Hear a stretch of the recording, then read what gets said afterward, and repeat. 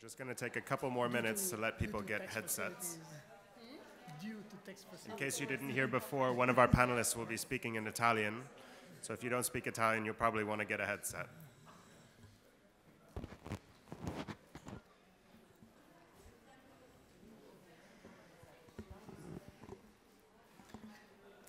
Maybe you should need the headphones for my...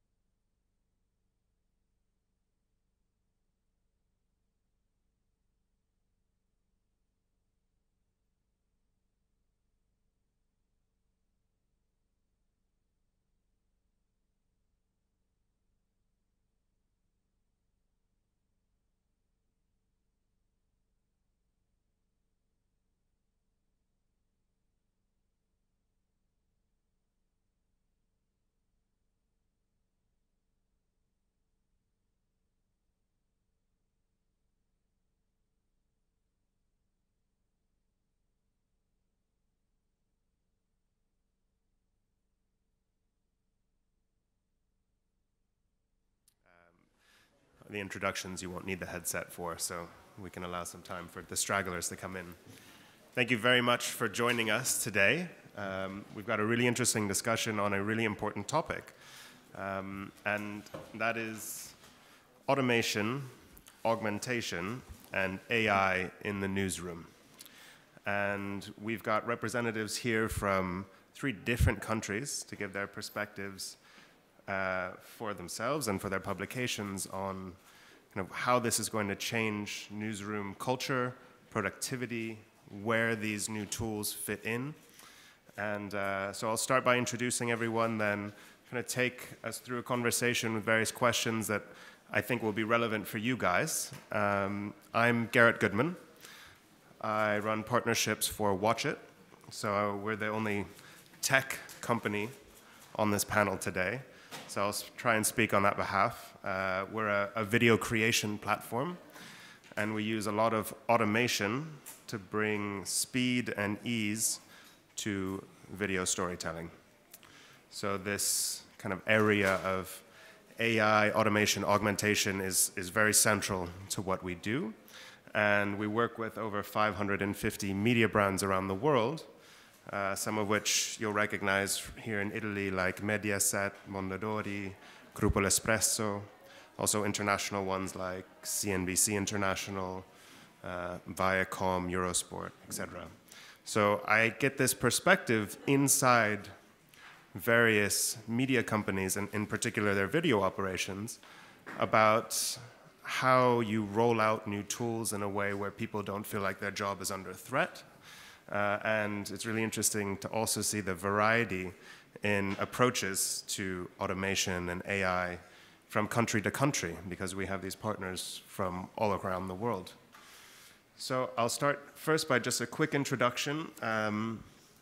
Next to me here, we have Francesco Marconi, who's the R&D chief of the Wall Street Journal, and formerly was the lead of automation at the Associated Press. He's literally written the book about this stuff, so he's very well versed. And then next we have Anne-Marie Tomczak, who is the UK editor of Mashable. And at the end we have Andrea Iannuzzi, who is the managing editor of Rep, which is the new premium offer from La Repubblica. So I wanted to start with a question for each of you, because I think this is really important.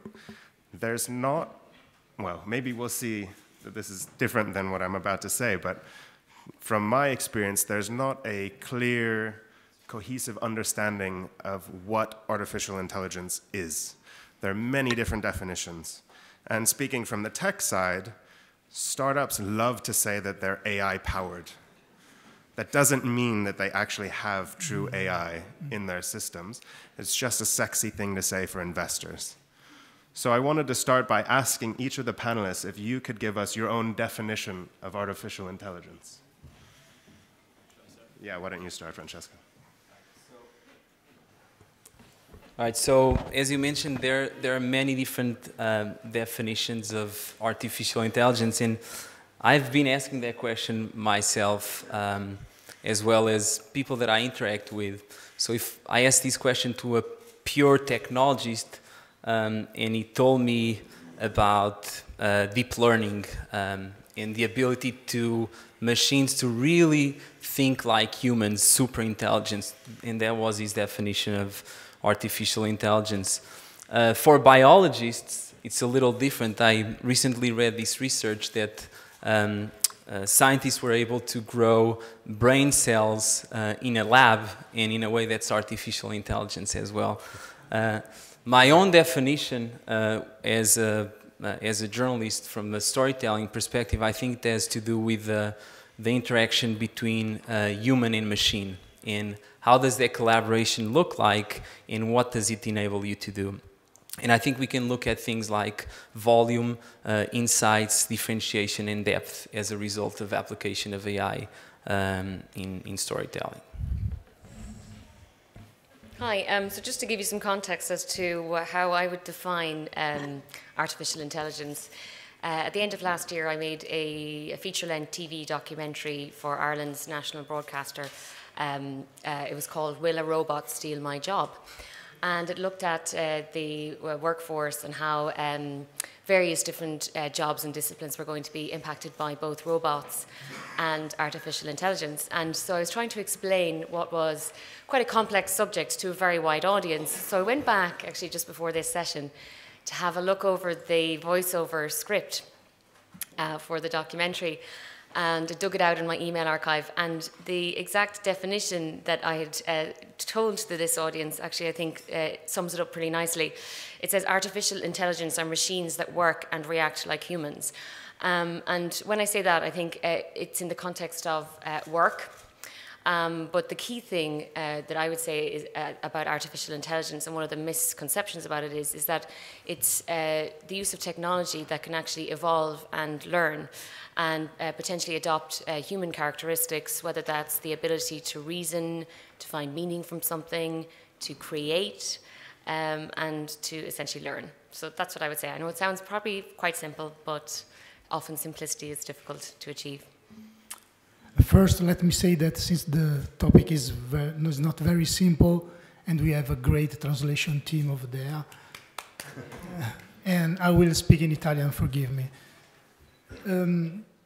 Che cos'è l'intelligenza artificiale? Se dovessimo dare retta a Mark Zuckerberg, che ha pronunciato la parola intelligenza artificiale 33 volte durante la sua deposizione al congresso, l'intelligenza artificiale è la soluzione dei problemi di Facebook.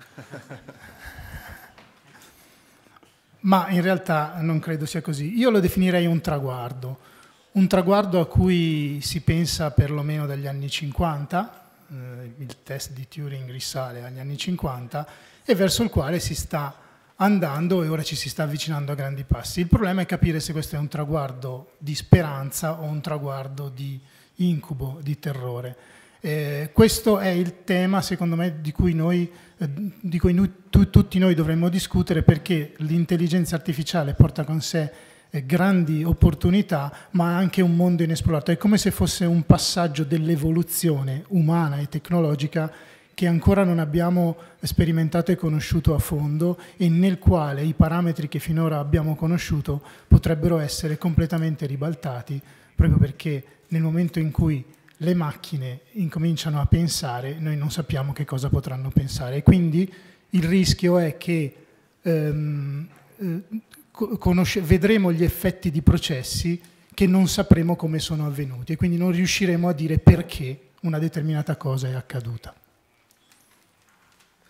So I think it's really helpful to have a framework for understanding how to assess all these new tools and how they impact kind of our workflows in the newsroom. And there's this way of looking at it that I learned from Francesco that I wanted to ask if you could share with us, because I think it's a really easy thing to wrap your head around to help you really assess what impact these new technologies are going to have. Yeah, sure. And so I think the use of artificial intelligence by newsrooms came from a need to solve a challenge. And that challenge is that we live in an oversupplied market of information where everyone is competing in the same space. Newspapers are competing with broadcasters, digital providers are competing with social media, and the lines are blurred. And for news organizations to succeed, they need to compete at two levels. They have to generate enough volume in a very short amount of time so they can provide options and differentiation for news consumers. And then on the other side, they also need to create content that no one else has in the market. So they need to compete with unique storytelling. And AI is a tool that enables to do those two things, both volume and differentiation. But it's not the only tool, and it's not going to be the savior of the industry. And I compare the introduction of artificial intelligence in newsrooms with the introduction of the typewriter in the 40s and the 50s. The impacts were exactly the same, where it was received with some reluctancy. People didn't really know how to use this machine. It caused disruption in the workflow, but at the end, journalists realized that that tool could improve efficiencies, could free up their time to do more high-impact journalism, and that's the same nature that we are seeing with the introduction of these systems within newsrooms. I think the big difference is that we are realizing that the shift is not the technological shift, it's a shift in culture. Specifically the idea of the need to bring science to the art of storytelling. And in simple terms, that means that we need to be, as journalists, we need to be okay with piloting, with failing, with researching, to learn from feedback. And that doesn't come easy to us as journalists, where we are trained to only produce, only publish the best stories that are fully researched, that we triple check the sources. And so this new way of thinking is really different. And I think AI can help us transition to this more experimental dynamic within newsrooms. Specifically to your question about the framework, this is a framework that I think, AP uses, other news organizations use, Wall Street Journal will use, and it's thinking about where, why, and how we are deploying these systems. So why in terms of, are we doing this for automation or augmentation? Meaning, are we applying these systems to produce something at scale with a lot of volume? An example of that is automation of sports stories or financial stories directly from data. Or are we augmenting? So are we using, let's say, machine learning systems to find hidden insights within data sets and help journalists investigate certain stories? The second question to ask is where? Are we applying these to content, or are we applying these to a process? So think about a process as tagging photos with metadata. That's a very repetitive task that can be solved with computer vision, for example. Or it could be also content, right? So production of video, like you guys do at Wochit, or text. So content and process. And then finally, how are we going to build these systems? We're going to use internal resources, so programmers, computational journalists, data scientists, or are we going to partner with startups, universities? In my view, I think it's important to have both, but also be aware that we should open the newsrooms to be more collaborative internally, but also externally. There's a lot of great ideas that come from startups and students in research institutes, and so keeping an eye for what's happening outside the walls of the newsroom, specifically in AI, will be critical for success in this space. So again, where, why, where, and how to apply it. Thanks. I think it's really helpful to have this kind of just this general framework for approaching so many different tools that claim to have AI in them and automation in them. You, Anne-Marie, had this program about robots taking people's jobs. Mm-hmm. What does it look like at Mashable? Are there any jobs that are being replaced, or is it about people being able to do their jobs more easily and better, or what does it look like? Well, one thing I would say is one of the key things I've learned through just covering AI, you know, in my work in Mashable, where technology is a really big part of the output. We contextualize the world around us through the prism of technology. But also having made this TV documentary and looking at the workforce more generally, there's this perception that a specific type of role or job will be impacted by AI and by robotics and automation. You know, the factory floor or self-driving cars, where there are like major statistics being estimated that up to 4 million drivers in the US could lose their jobs, you know, which could result in mass unemployment.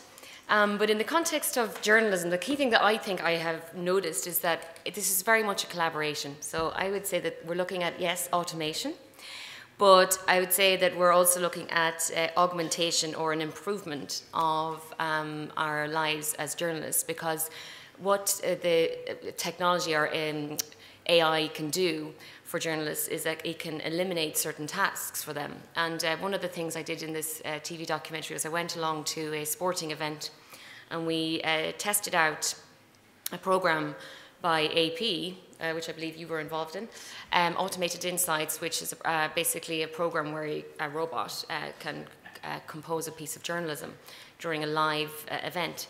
And I attended the event and I had to decipher between a piece of journalism written by a robot and that written by the human.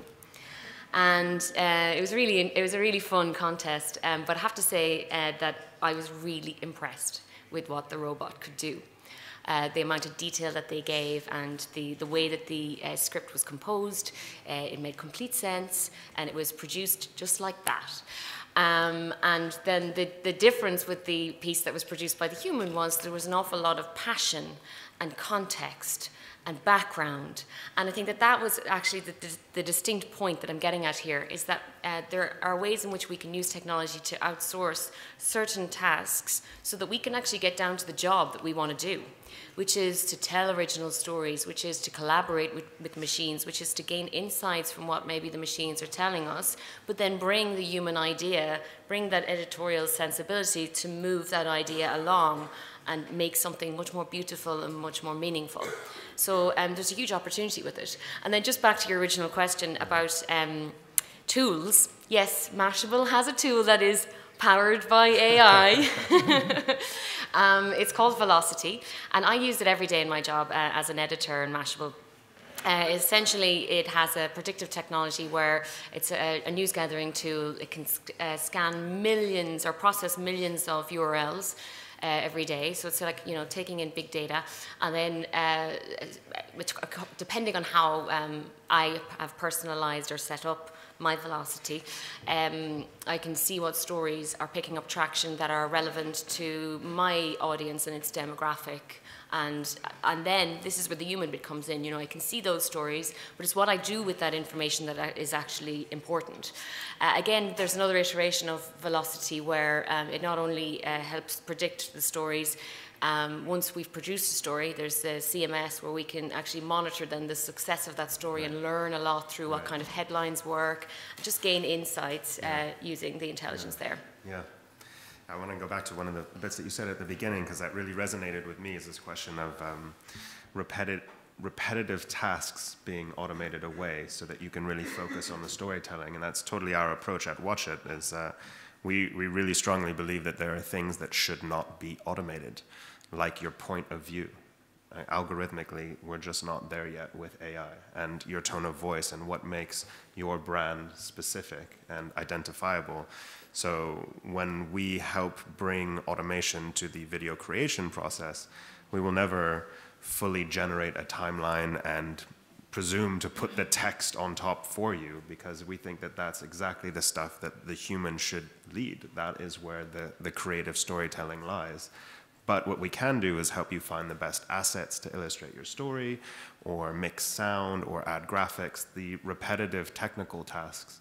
So what we say at Wochit is that with Wochit, great storytelling in video is not about having the right technical mindset, it's about having the right technical skill set. It's about having the right storytelling mindset. I think that's very admirable, and I think that that actually points to a potential need for some kind of regulation about where we're going to go in how technology works in the world of journalism, because, you know, from the various futurists and AI experts that I've spoken to, it's very, very feasible that a tone and a personality could be programmed into an AI. Mashable has a very distinct and declarative voice, and there's nothing to say that an artificial intelligence couldn't eventually try to replicate that voice in Mashable, and whether they could evolve and think in a Mashable way. Whether or not that should happen is a whole other question. Right. So we've been talking about kind of content creation, also insights, and I want to move along to Andrea here, because he's just been working on this project around premium content and a subscription service. And I know that you've done some interesting things using automation and AI in that, so I hope you could share with us a little bit of what that looks like. Sì, come hanno detto anche Francesco e gli altri, ci sono diversi modi di utilizzare l'automazione o l'intelligenza artificiale nel giornalismo. Uno di questi è creare contenuti che però fino a oggi, negli esperimenti che abbiamo visto, nelle attività che abbiamo visto in corso da qualche anno, sono contenuti, diciamo, a basso valore aggiunto, perché sono contenuti ripetitivi, fatti apposta per essere appunto creati da macchine piuttosto che da uomini. Oppure l'automazione e l'intelligenza artificiale possono aiutare il news gathering, la raccolta di notizie, laddove ci sono grandi quantità di dati da analizzare, tendenze social che arrivano da diverse fonti, insomma avere dalla macchina un aiuto per capire quello che sta succedendo intorno a noi e come renderlo al meglio, addirittura magari interrogando le basi dati, non so, delle città intelligenti, laddove vorremmo fare dei servizi sull'inquinamento piuttosto che sul traffico.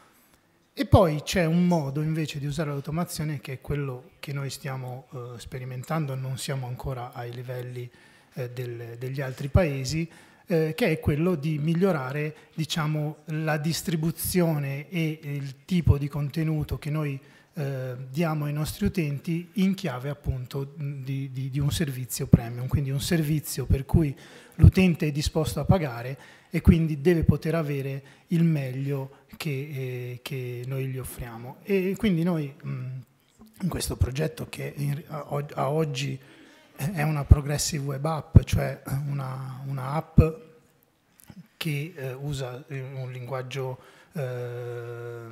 HTML che si chiama AMP e che funziona con Google e Android e che si comporta come se fosse una app nativa, e che oltre ad avere l'offerta editoriale, per cui noi creiamo una home page editoriale con la nostra scelta gerarchica delle notizie del giorno, tutte notizie che noi consideriamo di approfondimento e di analisi rispetto alle breaking news e al real time. Oltre a questo noi cerchiamo di offrire un'offerta personalizzata attraverso appunto una automazione, insieme a una collaborazione che abbiamo stabilito con una tech company americana, che effettua la profilazione dell'utente registrato, non sulla base di segmentazione, ma cercando di offrire, questo insomma è l'obiettivo, a ciascuno la sua propria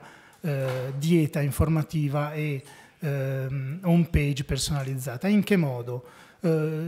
Mixando vari dati che noi abbiamo a disposizione, innanzitutto quelli della registrazione dell'utente, che quando si registra ci dà alcuni suoi dati, poi la sua navigazione all'interno della app, e poi le interazioni che lui fa con il nostro contenuto, perché lui può votare i contenuti, può scegliere determinati autori piuttosto che altri, e può scegliere determinati topic, determinati tag piuttosto che altri. Mettendo insieme tutti questi dati, noi forniamo dei flussi di contenuto personalizzato che poi vengono controllati con gli analytics e quindi vengono raffinati per capire se effettivamente quel tipo di contenuto poi ottiene il risultato sperato. Questo tipo di prodotto si sta evolvendo e potremmo anche fare altre cose che per ora non abbiamo ancora cominciato a fare. Volendo potremmo dire a determinati contenuti di pesare di più e altri contenuti di pesare di meno, a seconda di quello che ci interessa anche a livello editoriale promuovere oppure no, però per ora non siamo a questo livello. Ripeto, è una cosa che sta partendo, che non è ancora ad un livello di automazione come noi vorremmo, però è un primo esempio di come si possano appunto applicare questo tipo di tecnologia a far sì che il contenuto per l'utente sia di qualità. Noi abbiamo lavorato anche con Wochit in questi anni, quando facevo un altro lavoro, e devo dire che anche loro danno un aiuto nel tipo di servizio che forniscono, e tra l'altro stavamo discutendo, poi la cosa è rimasta un po' sospesa per aria, dell'ipotesi di creare dei contenuti video automatizzati sulla base delle informazioni meteo che una sorgente X può dare al fornitore, e che poi crea diciamo ogni mattina il video con le previsioni meteo di giornata. Questo è un modo invece di creare contenuti attraverso l'automazione, e sul quale insomma stiamo riflettendo e stiamo pensando di poterci indirizzare. I think it's an interesting use case you bring up, and thank you for mentioning it. The kind of core business of Wochit is around this augmentation, helping journalists bring speed and ease to video creation. But along the way, we realized that we had this really powerful engine for rendering video, and we tried to think, deliberately about where we could apply a fully automated workflow. And we decided that anything that has an editorial tone of voice, we should use the core platform for. But anything that's based on structured data, there's a lot of opportunity to fully automate. And that can be things like a weather forecast that's done multiple times a day, or financial data on the performance of various stock markets. These things where it's really purely factual, and there already are numerous sources of this data out there. And that's something that we can really help publishers scale up with, because it can be done 100% automatically. And I know that this is also something that you've looked at as well. Do you want to tell us a little bit about your experience in that? In terms of essentially looking at AI for these two purposes of automation versus augmentation. And so the first step that the majority of the industry has experimented with, or at least started experimenting with, was just replicating things at scale. So anything that has structured data, so organized data, think about financial information, sports information, political data, economic data, can very easily be transformed into a text story or even a video story. The thing to remember there is that the human still has a very, very important role in that aspect, which is, in the example of data to text, the templates themselves are developed by humans. They are written by journalists, and there's a lot of editorial effort that goes into the process of automation. Beyond the creation of content, usually we think that it's AI, it's a computer, it's it's a turnkey solution. You set it in, and forget it. But that's not what really happens. There's a lot of work that goes into maintaining the data sets, validating the data, and so all of this process is in reality a human process and not a technology process, and that applies to any form of tests that we perform in the newsroom, from news gathering, processing, and distribution, where AI has a touch point with. So, we are talking about AI, but we should really be talking about humans, and specifically journalists as information officers. AI is just another tool in a big portfolio of tools that journalists have at their disposal. And as I mentioned before, it's no different than the typewriter or the telephone or social media. The big difference, in my view, is that we went from a linear way of producing the news, where we are gathering, we are packaging it, and then later distributing it, to a much more dynamic way of generating information. We live in a state of hyper-innovation, where it's very easy to adopt new technology. It's very easy to let go of emerging tools. So the only constant is really change. So that means that having this idea that journalists are also scientists, in the sense of experimenting with new concepts, with new technologies, with new tools, is the way to set up an organization for success, in my view. Because today is AI, tomorrow will be blockchain, and who knows what comes next. And then there's also a very important role of the journalist, which is thinking through the ethical implications of deployment of artificial intelligence within the context of news.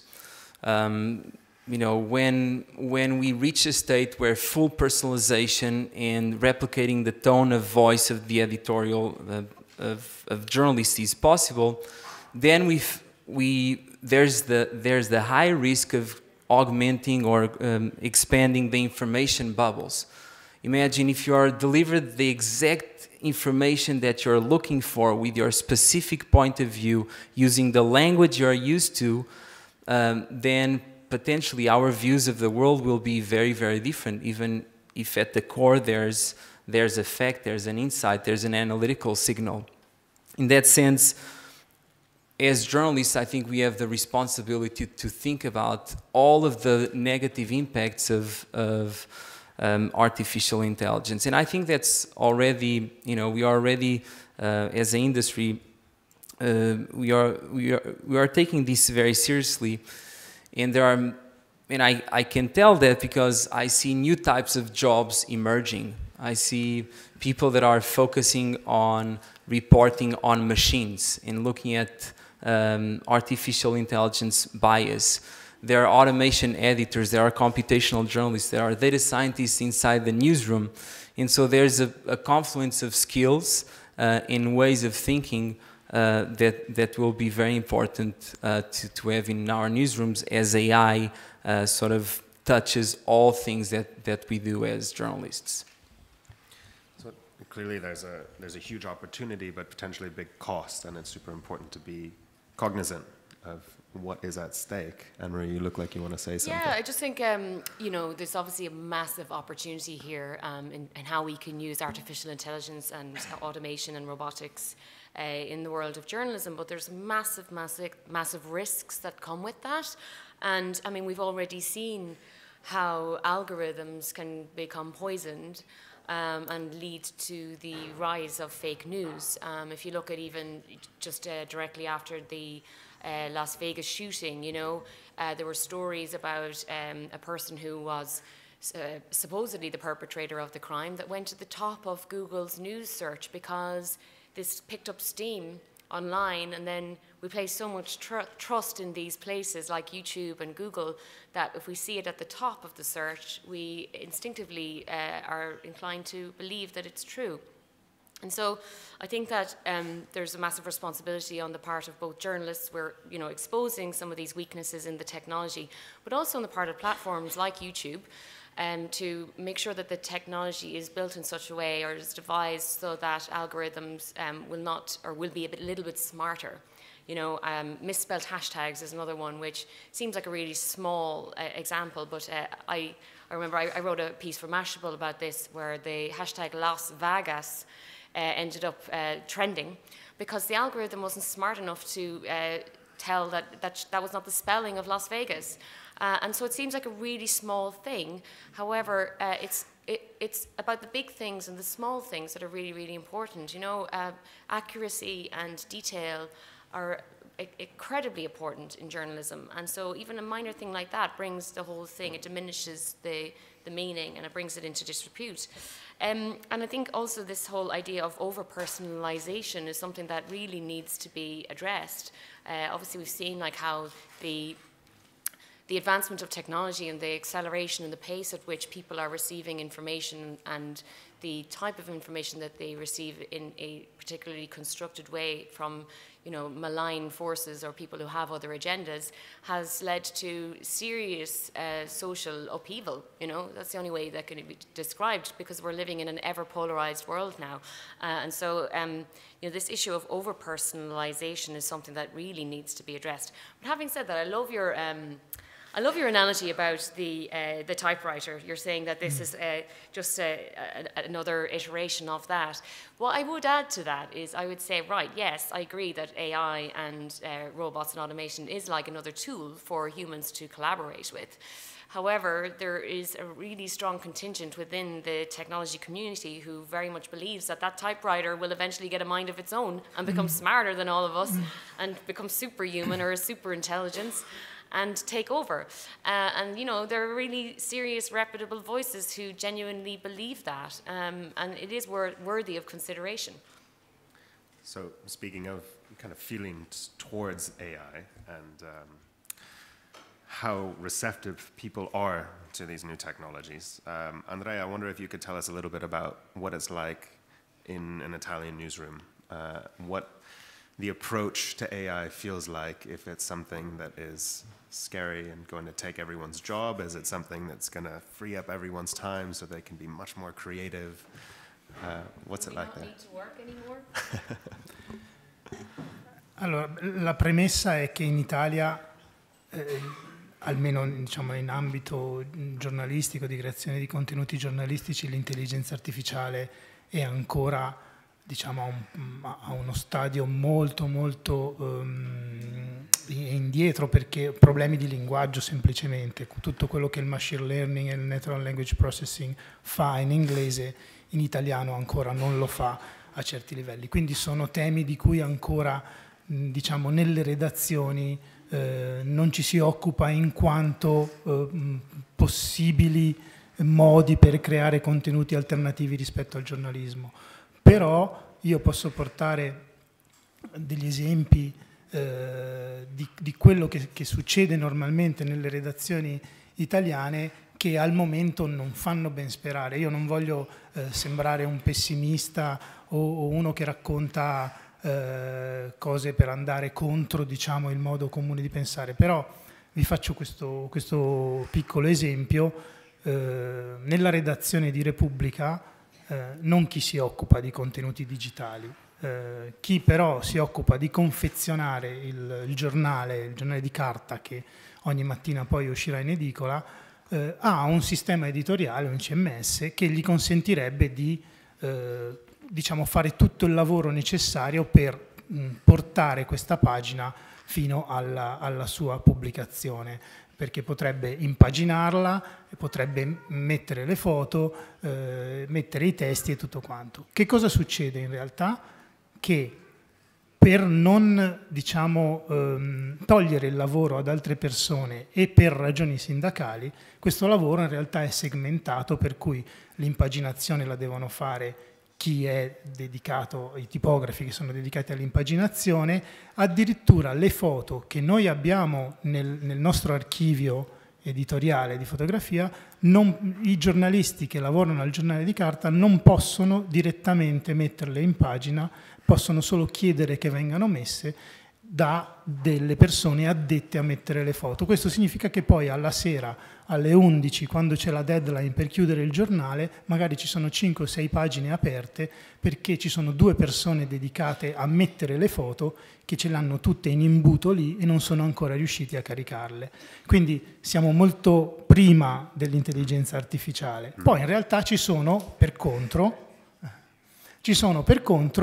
delle nicchie, delle sperimentazioni, a una delle quali ho avuto la fortuna di partecipare l'anno scorso, per cui noi abbiamo creato all'interno della struttura digitale del nostro gruppo editoriale un laboratorio, l'abbiamo chiamato Visual Lab, abbiamo messo insieme per la prima volta, almeno da noi, competenze giornalistiche, competenze grafiche, competenze di ingegneria, competenze di data scientist, li abbiamo messi insieme per cercare di immaginare nuovi prodotti, nuovi progetti e diciamo la cosa ha funzionato abbastanza bene e questo dimostra che anche noi stiamo andando verso quella direzione. Certo, quando l'anno scorso io ho conosciuto Francesco a Vienna e lui aveva una sessione in cui parlava dell'automazione dell'intelligenza artificiale alla Associated Press dove lui lavorava, quando ha raccontato che loro hanno un automation editor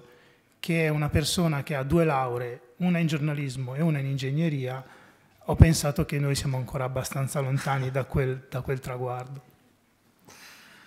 And it's really interesting to hear about how you feel like you're very, even earlier than artificial intelligence. There's, obviously in some places, in other places you've adopted it quite well, which I know from experience. I think that there's also a question of kind of the spectrum of artificial intelligence because there's, automation has been around for decades and what can be done with artificial intelligence, there are a lot of possibilities. So, Anne-Marie, I wanted to ask you, in your research too, I think you have a really broad understanding of not just AI in the newsroom, but in general. Yeah. And where do you think journalism or the media industry sits on that spectrum? Are we at the very early implementations of AI? Are we at the bleeding edge?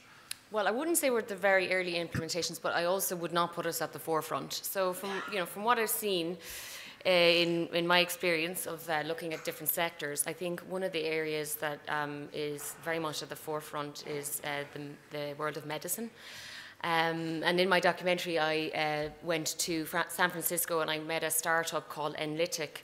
And they were basically a medical diagnostics startup where they were using artificial intelligence to read radiology scans.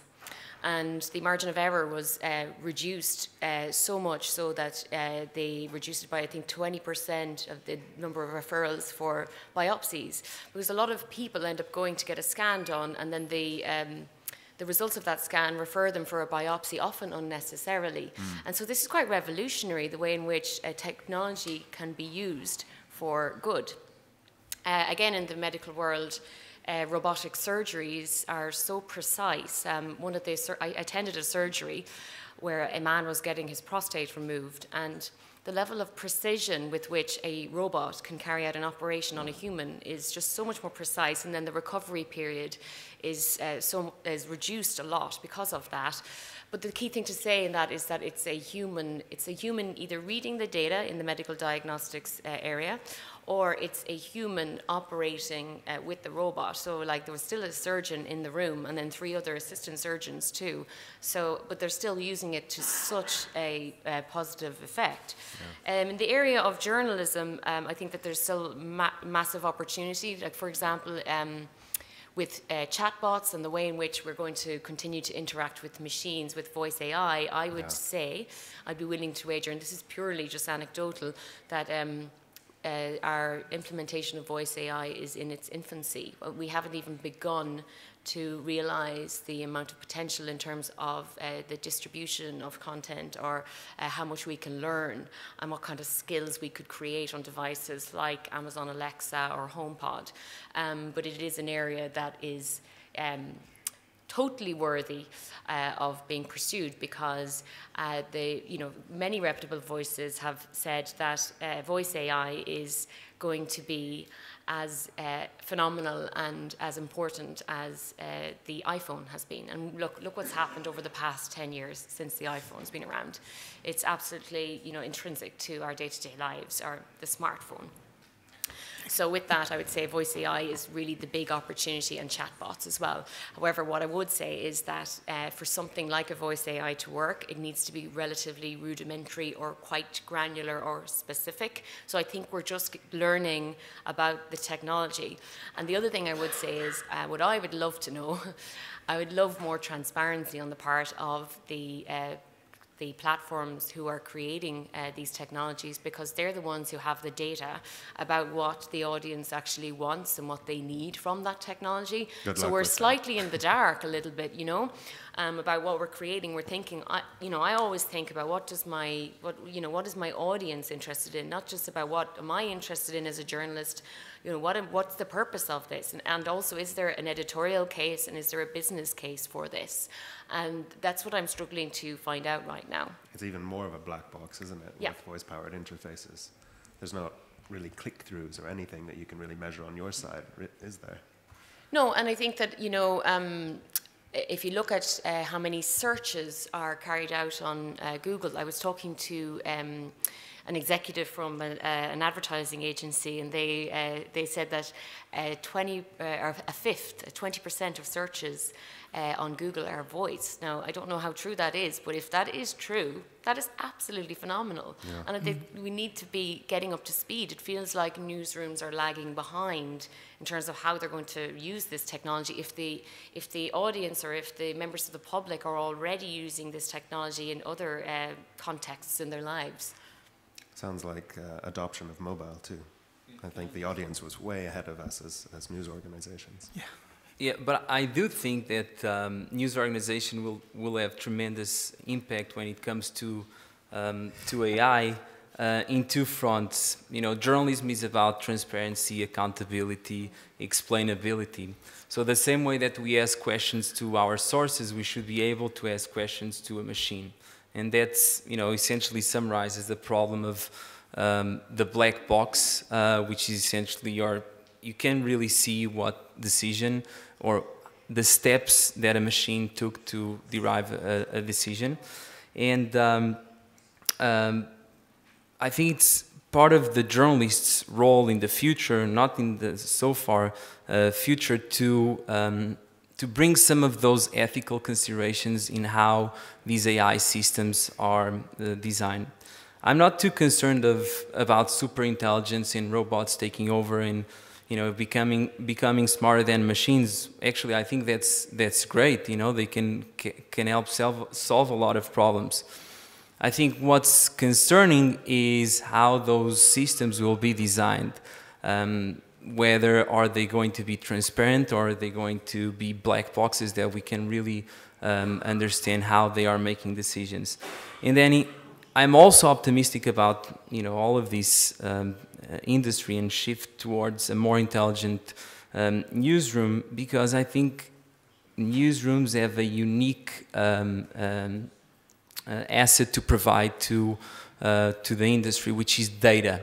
Not audience data necessarily, but the data that is contained in archives, in photos, in videos.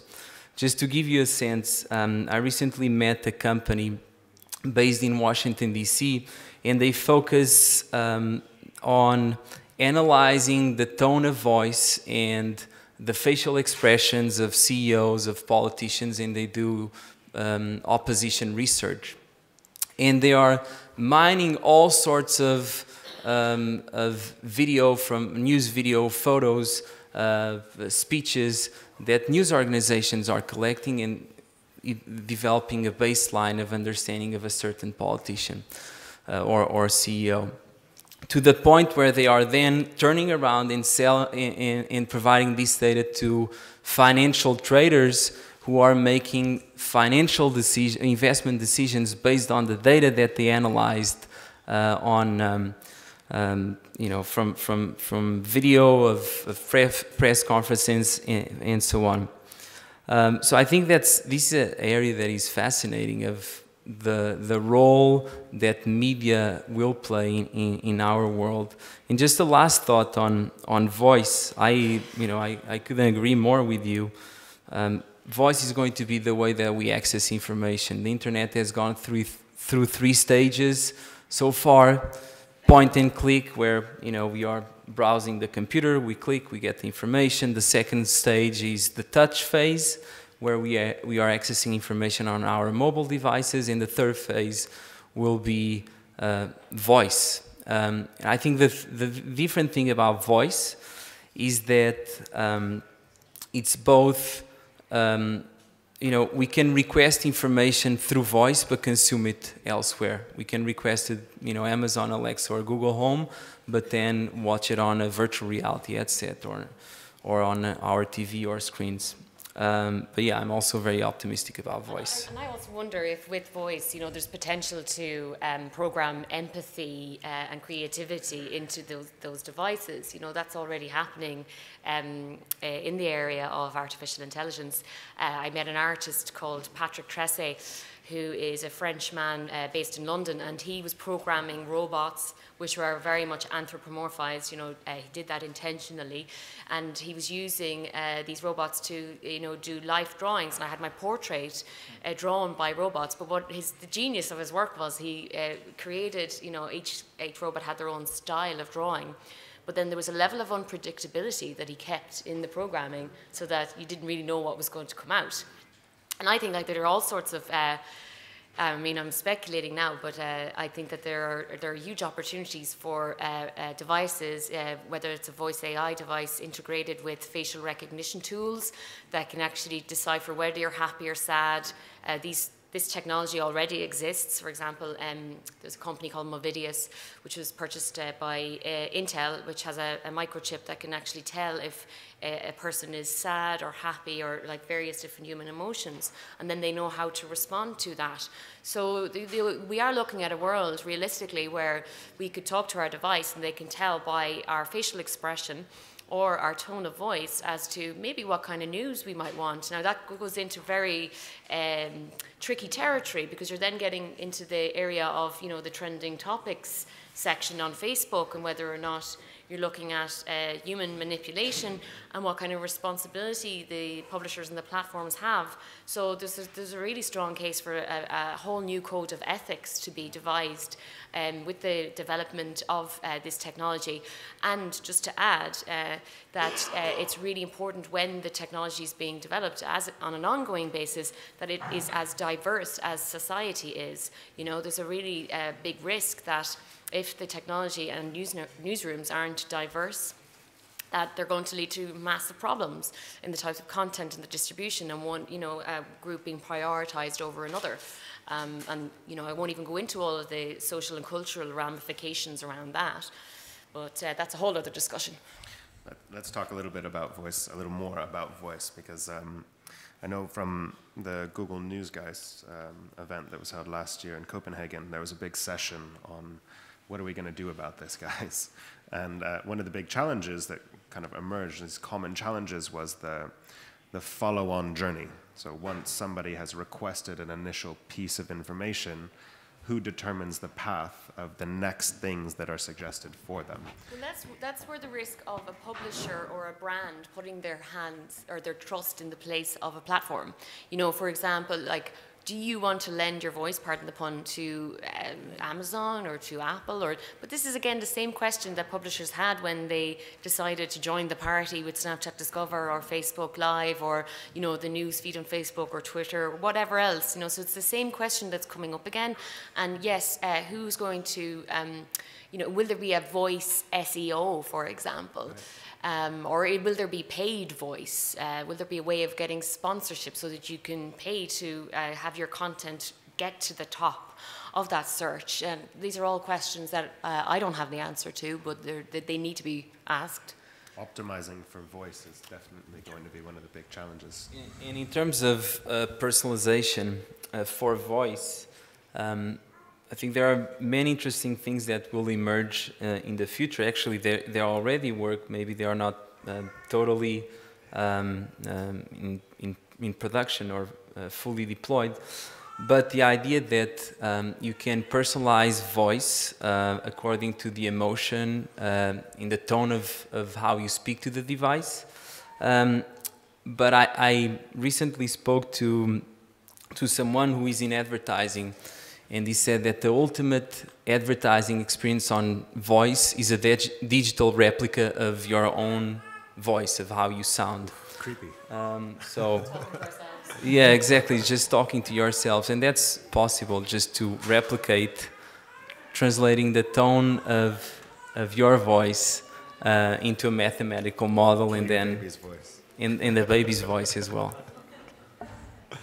Andrea, what do you guys think about voice? Where are you at La Repubblica? What do you think generally, personally, about the challenges associated with kind of voice-powered interfaces? Noi stiamo cominciando a interagire con quello che sta arrivando in Italia, che per adesso è Google, Google Home, ancora non c'è Alexa. No? It's an important point. You guys, it's a bit of an opportunity, and obviously there's a cost associated, but these platforms, they tend to release in certain markets first and then eventually get to Italy, right? So I guess you have the opportunity to see where everybody else fails first, so you're smarter about your implementation. Questo è un aspetto positivo, e l'altro aspetto positivo è che quando arrivano in Italia poi cercano dei partner che loro possono ritenere affidabili, e quindi tendenzialmente poi si rivolgono più o meno a quel gruppo ristretto di partner editoriali che possono dare affidabilità in termini di contenuti sia qualitativi che quantitativi, e quindi stiamo iniziando a ragionare con Google. Abbiamo iniziato proprio insomma, in queste settimane a fornire un feed di contenuti audio proprio della nostra app. Per ora ne facciamo pochi al giorno, ma insomma l'idea è quella di aumentarli, in modo che loro poi possano metterli a disposizione degli utenti del loro servizio HomePod. Ovviamente il tema è come tenere il controllo dei contenuti che distribuiamo, cioè è il solito problema, la solita, chiamiamola guerra con le piattaforme, no? Perché a un certo punto c'è il rischio che la piattaforma prenda il controllo dei contenuti e noi lo perdiamo del tutto. Con gli audio, e quindi poi con l'interazione vocale, quello che stiamo cercando di fare è mettere in piedi un sistema affinché siamo noi a controllare il flusso delle informazioni che noi diamo, e quindi stiamo cercando di prenderla dall'inizio, from scratch come si dice, in modo che non sia poi una cosa da fissare, da sistemare dopo sul tipo di contenuti e su come poi vengono gestiti dalla piattaforma questi contenuti. Ovviamente siamo all'inizio, però abbiamo già avviato questa collaborazione, chiamiamola così. Quando poi arriveranno gli altri, ovviamente quello che noi facciamo è produrre contenuti, ma anche cercare di dare un significato e un contesto. Questo con l'interazione vocale è più complicato, ovviamente è una sfida che dobbiamo prendere e cercare di portare avanti.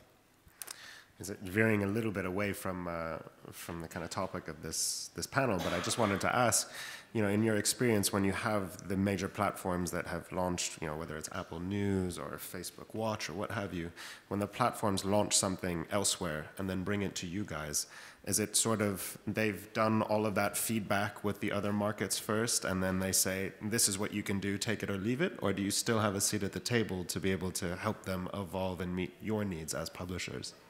No, loro ci chiedono di collaborare anche allo sviluppo per il mercato che non conoscono ancora, e quindi da questo punto di vista il rapporto è abbastanza paritario. Certo, comunque il coltello dalla parte del manico ce l'hanno loro. Ieri in un altro panel il mio direttore Mario Calabresi raccontava di quando Facebook è venuto da noi a proporci Facebook Live con un accordo che prevedeva un certo numero di live da fare ogni giorno in un certo modo.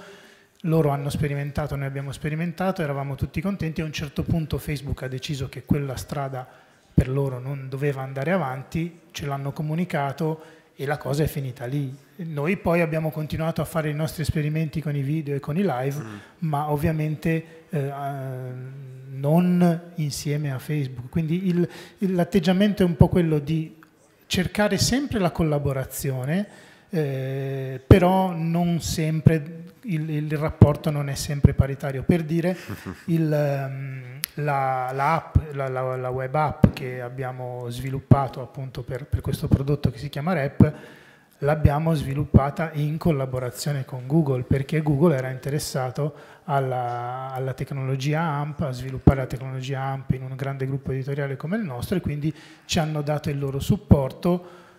I nostri ingegneri hanno fatto il grosso del lavoro, ma con un costante rapporto con Google, che ha contribuito anche a segnalare a Google dei problemi che loro non avevano riscontrato, non avevano calcolato, e quindi diciamo loro hanno anche migliorato il loro prodotto grazie ai nostri feedback. Okay, so I think this is a good opportunity to open it up to questions. So AI, automation, augmentation, what do you guys want to know? Any questions out there?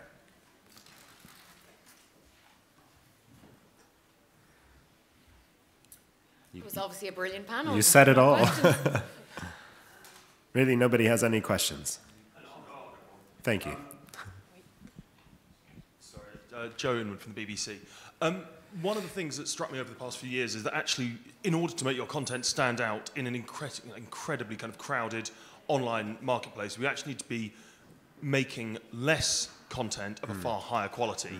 Whereas it seems that the role that, as we're discussing here, that AI can have, obviously not in terms of the algorithms, but in terms of how we integrate it into a newsroom, is to sort of automate the repetitive tasks. But surely the way that we should be going is that we just do less of those repetitive tasks, are producing less things which can be done by an AI at the current standard that they're at, and we need more stuff which is done by specialist experts, you know, creating a really kind of crafted bit of content rather than just churning out lots of less interesting things.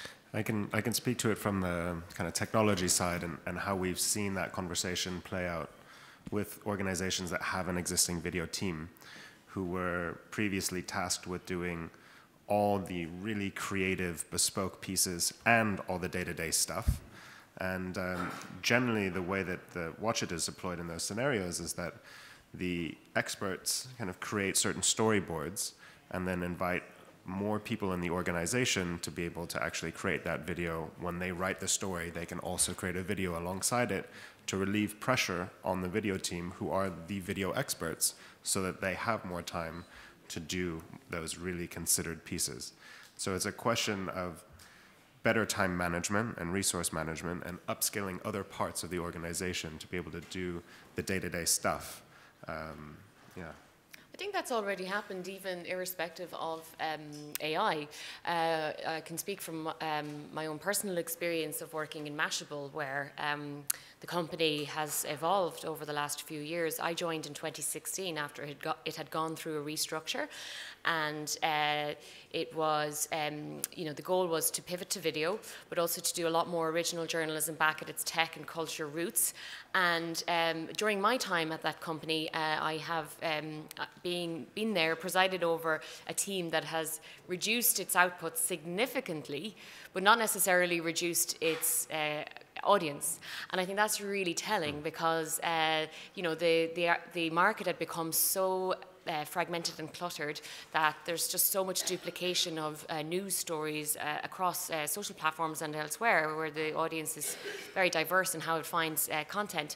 And so there's a greater need now for media companies and journalists to have an identity and to, you know, produce content that's extremely creative, because it's so tough to get eyeballs on your material.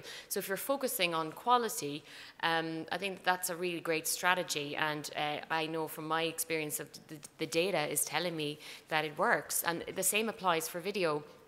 You know, there was this power struggle with the platforms where, you know, we're told one day to do 3-minute videos, the next day to do 90-second videos, the next day to do 15-second videos. You know, and when you're being dictated to by that, and whether that kind of power over you in terms of how your content's going to be prioritized in those spaces, it's a very difficult chicken and egg scenario. You know, you obviously want people to still reach your content.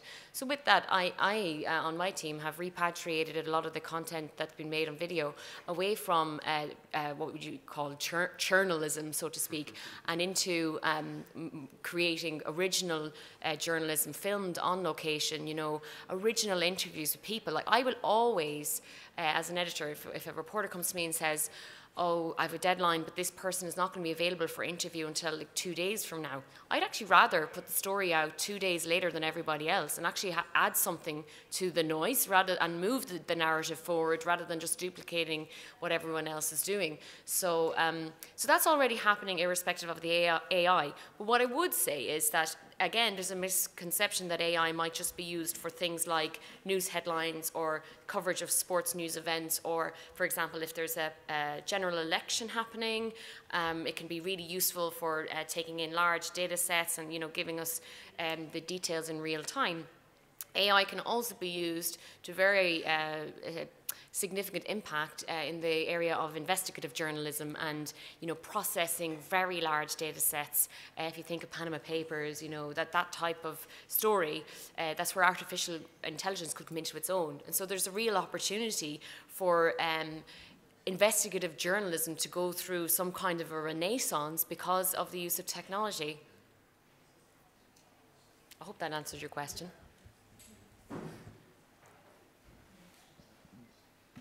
So Dennis Redmond, Perugia School of Journalism. Speaking about voice as an entry point, one presumes that people are working only in the English language at this voice, but what about how fast will the other languages move in terms of activation?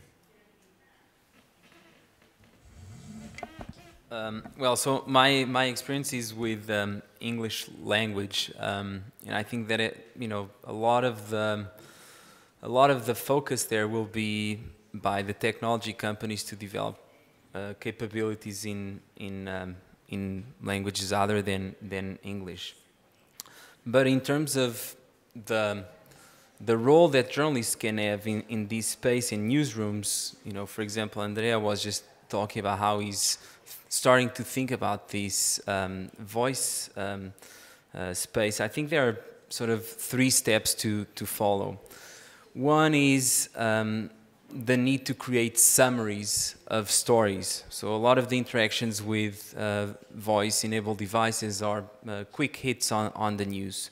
And the act of writing the summary is very different from writing a summary to print. So it's a story, it's an update that is meant to be heard rather than meant to be read. So it's much more similar to writing for broadcast than it is for digital or mobile or social or any other of the environments that have grown in the last 10 years.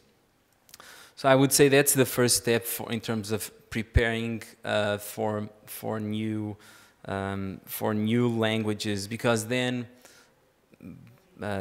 we'll have text-to-speech tools that will make that audio experience sound very nice. So the core is still the journalism. It's still the content that is developed by individuals, by humans. That's the first step, the summaries. Then the second step is going back into the audio archive and identify interesting quotes, identify ways of surfacing more personality to the voice experience, rather than just be a canned answer written or read aloud by a robot. Then the third stage, which is fully dynamic Q&A environment where you can go deeper into the story and you can ask the machine the same questions that you would ask to a human journalist. I think that's a a technical challenge, but also it's an editorial challenge of thinking about different perspectives in sort of this choose your own adventure type of story. So the way you choose to explore a certain news item is very different from mine. So how do you think about all the possible variations? A solution that I've seen for that, or that people are starting to experiment, is using chatbots as a sandbox for experimentation. So focusing more on conversational tone, focusing on different directions that the story can lead. But again, if we solve the storytelling and then hopefully expect that the technology will catch up for other languages, I think we could have an equally strong experience for not only English but also other languages. I can also just speak to that from a kind of side project that I ran with a friend, built a language learning app. My friend had a PhD in artificial intelligence, and it just blew me away everything he knew about all of this. And we went really deep into building a sort of social game for language learning. And at the core of it was, I mean, the interaction was you're shown a photo, and you try and say all the different things that you see in the language that you're learning. And what we used to power that was the Google Voice-to-Text API. And so even if it was a language that you didn't speak natively, the tech was already there a couple of years ago to sufficiently understand your approximation at saying that word. So I think when it comes to bringing the voice interface to other languages, the kind of linguistic comprehension is not going to be the challenge. I think the challenge is really going to be around cultural news consumption and the differences from one culture to another, and how they interact with news and how they consume, and those journeys, those reader, listener, audience journeys. I think that's it for us. Thank you very much. Thank you, panelists. Thank you.